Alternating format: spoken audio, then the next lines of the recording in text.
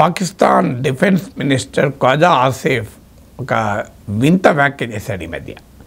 Pakistan is ready for 2 front war. ఈ 2 front war అనేది Indian strategic situation వర్ణించడానికి చెప్తూ ఉంటారు. ఒకవైపు పాకిస్తాన్ నుంచి మనకు థ్రెట్ ఉంటుంది, చైనా నుంచి థ్రెట్ ఉంటుంది, కనుక ఇది 2 front వార్ వాడుతూ ఉంటాం. మరి పాకిస్తాన్కు 2 front వార్ ఏంటి? మనకు తెలిసింది పాకిస్తాన్కు ఉన్నది ఇండియాతో వైరము. కానీ ఖ్వాజా ఆసిఫ్ ఏమంటున్నాడు? రెడీ ఫర్ 2 front వార్, ఇద్దరితో యుద్ధం చేయడానికి మేము సిద్ధమంటున్నాడు. ఆ ఇద్దరు ఎవరు అంటే తూర్పు వైపున సరిహద్దులో ఉన్న శత్రువుతోనూ వెస్ట్ వైపు ఉన్న శత్రువుతో కూడా మేము యుద్ధం చేయడానికి సిద్ధమంటున్నాడు. ఈస్ట్ వైపు ఇండియా, వెస్ట్ వైపు తాలిబాన్ గురించి మాట్లాడుతున్నాడు. సో ఈ 2 front వార్కు మేము సిద్ధము.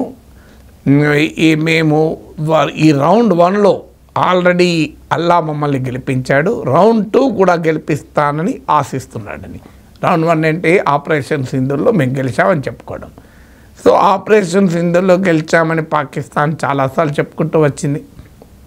తమ ప్రజల్ని నమ్మించడానికి, అంతర్జాతీయ ఒపీనియన్ ఇన్ఫ్లుయెన్స్ చేయడానికి ఇట్లాంటి కహానీలు చాలా చెప్తూ వచ్చారు. కానీ గ్లోబల్ మీడియా కవరేజ్ చూసినా, న్యూట్రల్ డిఫెన్స్ ఎక్స్పర్ట్ చూసినా, బ్యాటిల్ ఫీల్డ్లో జరిగిన పరిణామాలు చూసినా క్లియర్గా పాకిస్తాన్ ఓడిపోయింది, గెలవలేదు. అది మనకు తెలుసు, ప్రపంచానికి తెలుసు. కానీ పాకిస్తాన్ నాయకత్వం తాము ఇల్యూషన్లో ఉన్నారని నేను అనుకోను. ప్రజల్ని ఇల్యూషన్లో పెట్టడానికి మేమే గెలిచామని చెప్పుకుంటూ ఉంటారు. అందుకే ఇప్పుడు ఈ 2 front వార్ సిద్ధాంతంలో భాగంగా మేము ఇండియా పైన కూడా గెలిచాము, తాలిబాన్పై కూడా గెలుస్తాము అని చెప్పదలుచుకున్నారు. దాంతోపాటు ఈ 2 front వార్ని ఎందుకు చెప్తున్నారు? ఇండియాను తాలిబాన్ను కలిపి చూపాలన్నది పాకిస్తాన్ కుట్ర.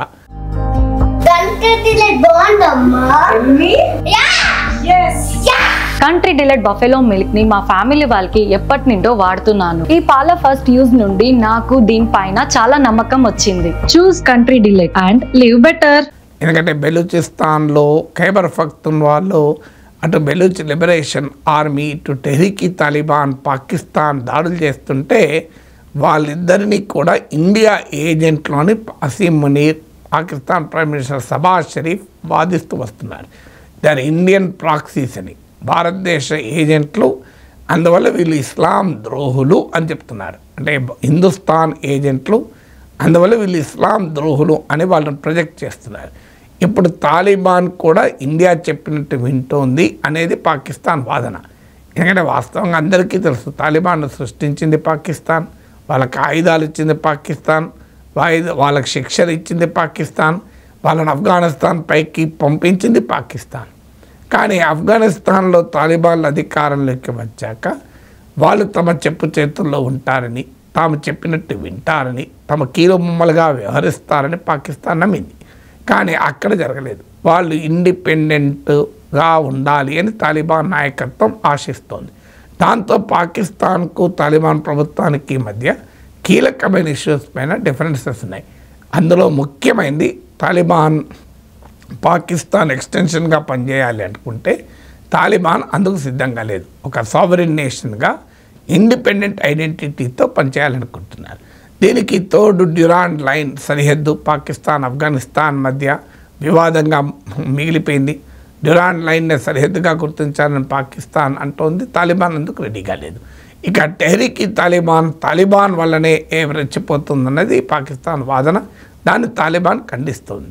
సో పాకిస్తాన్ తాలిబాన్ల మధ్య జరుగుతున్న ఈ ఘర్షణ ఈవెన్ మిలిటరీ దాడుల దాకా వెళ్ళింది. సౌదీ అరేబియా, ఖతార్లు ఇన్వాల్వ్ అయ్యి కాల్పుల విరమణ సాధించారు. తాలిబాన్ హెచ్చరిస్తూ వచ్చింది, మేము యుద్ధానికి కూడా సిద్ధమే అని. సో పాకిస్తాన్ తాలిబాన్లతో ఘర్షణ పడుతూ, ఇండియాతో కూడా ఘర్షణ పడుతూ ఈ రెండింటిని లింక్ చేసి చెప్పాలన్నది ఆలోచన. ఒకప్పుడు ఇదే తాలిబాన్ ఉపయోగించుకొని పాకిస్తాన్లోకి తీవ్రవాదాన్ని ఎగుమతి చేసింది పాకిస్తాన్. అందరికీ గుర్తు ఉంటుంది, మసూద్ అజర్ను విడిపించుకోవటానికి ఏకంగా ఇండియన్ విమానాన్ని హైజాక్ చేసి ఎక్కడికి తీసుకెళ్లారు? కందహార్కే కదా, ఆఫ్ఘనిస్తాన్కే తీసుకెళ్లారు. అప్పుడు తాలిబాన్ పాలిత ఆఫ్ఘనిస్తాన్లోకి తీసుకెళ్లారు. అందువల్ల పాకిస్తాన్ గతంలో తాలిబాన్ ఉపయోగించి ఇండియా పైన తీవ్రవాద దాడి చేసింది. ఇప్పుడేమో తాలిబాన్ ఇండియా ఒక్కటే అంటున్నారు. ఈ మధ్య తాలిబాన్ ఫారిన్ మినిస్టర్ ఇండియాకు రావడం, పాకిస్తాన్ జీర్ణించుకోలేకపోతుంది, ఇండియా తాలిబాన్ అవుట్ రీచ్ను జీర్ణించుకోలేకపోతుంది. అందుకే ఈ 2 ఫ్రంట్ వార్ అని చెప్పడం ద్వారా తాలిబాన్ను, తెహ్రీక్-ఈ తాలిబాన్ను, బెలూచ్ లిబరేషన్ ఆర్మీని ఇండియాతో లింక్ చేసి చూపెట్టాలి అన్నది పాకిస్తాన్ కుట్ర. ఎందుకంటే ప్రపంచాన్ని నమ్మించదలుచుకుంది పాకిస్తాన్. తాము టెర్రరిజాన్ని ఎక్స్పోర్ట్ చేసే కంట్రీ కాదు, తాము కూడా టెర్రర్ విక్టిమే అని చెప్పదలుచుకుంది. కానీ అందరికీ తెలుసు పాకిస్తాన్ టెర్రర్ విక్టిమ్ కాదు. తీవ్రవాదాన్ని ఎగుమతి చేసే క్రమంలో ఆ తీవ్రవాదం భస్మాసురుడై పాకిస్తాన్ పైన పడుతున్నాడు. దానికి విక్టిమ్ కార్డు ప్రయోగిస్తే లాభం లేదు కదా.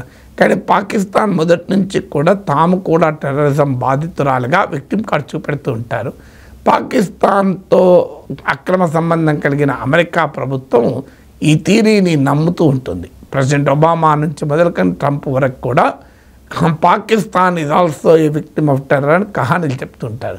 So Pakistan victim of terror కాదని అమెరికా కూడా తెలుసు. కానీ అమెరికన్ ఫారిన్ పాలసీ ఎజెండాలో, అమెరికన్ స్ట్రాటజిక్ ఇంట్రెస్ట్లో పాకిస్తాన్ అవసరం కనుక పాకిస్తాన్ టెర్రరిస్ట్ కంట్రీగా అమెరికా గుర్తించదలుచుకోలేదు. అందుకే టెర్రరిజం విక్టిమ్గా చెప్తూ ఉంటుంది. సో ఈ పాకిస్తాన్ కూడా గ్లోబల్ ఒపీనియన్ను మౌల్డ్ చేస్తానికి, తామే విక్టిమ్గా ప్రొజెక్ట్ చేసుకోవటానికి ఈ 2 ఫ్రంట్ వార్ సిద్ధాంతాన్ని ముందుకు తెస్తున్నారు. దాంతోపాటు మనం పాకిస్తాన్ ఎక్స్పోజ్ చేస్తూ వచ్చాం. ఇటీవల ఆపరేషన్ సింధూర్ సందర్భంగా కూడా మన పార్లమెంటరీ డెలిగేషన్లు ప్రపంచ దేశాలన్నీ పర్యటించి ఆల్ పార్టీ డెలిగేషన్లు పాకిస్తాన్ ఏ రకంగా క్రాస్ బార్డర్ టెర్రరిజం, సీమాంతర ఉగ్రవాదానికి కారణమవుతుందని మనం ప్రపంచాన్ని చూపెడుతున్నాం. యునైటెడ్ నేషన్స్లో ఎక్స్పోజ్ చేస్తున్నాం, ఇంటర్నేషనల్ ప్లాట్ఫామ్లో ఎక్స్పోజ్ చేస్తున్నాం. అందువల్ల పాకిస్తాన్ ఏం చేయదలుచుకుంది అంటే, మేము కాదు ఇండియాలోకి తీవ్రవాదం ఎగుమతి చేసేది, మా దేశంపైకే తాలిబాన్ను, టెహ్రీక్-ఈ తాలిబాన్ పాకిస్తాన్ను, బెలూచ్ లిబరేషన్ ఆర్మీని ఉపయోగించి మా దేశంలోనే ఇండియా తీవ్రవాదాన్ని ప్రోత్సహిస్తుంది అని దొంగ అన్నట్టుగా మాట్లాడుతుంది. అందులో భాగమే ఈ 2 ఫ్రంట్ వార్ సిద్ధాంతం. ఇండియాతో తాలిబాన్లను ఇద్దరిని కలిపి కొడతాం అంత సీనేం లేదు. ఆడ తాలిబాన్లతో కొట్టలేక చచ్చిపోతున్నారు, ఇండియాలతో కొట్టలేక చచ్చిపోతున్నారు.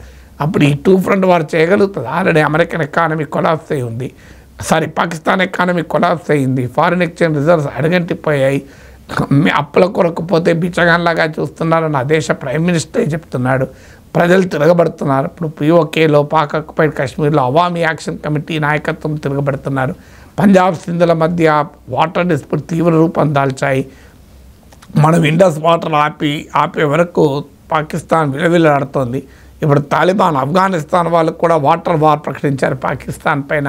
బెలూచిస్తాన్ లిబరేషన్ ఆర్మీ వాళ్ళైతే దాదాపు మేము స్వతంత్ర దేశం అన్న రీతిలో వివరిస్తున్నారు. టెహ్రీక్-ఈ తాలిబాన్ పాక్ ఆర్మీనే గజగజలాడిస్తుంది.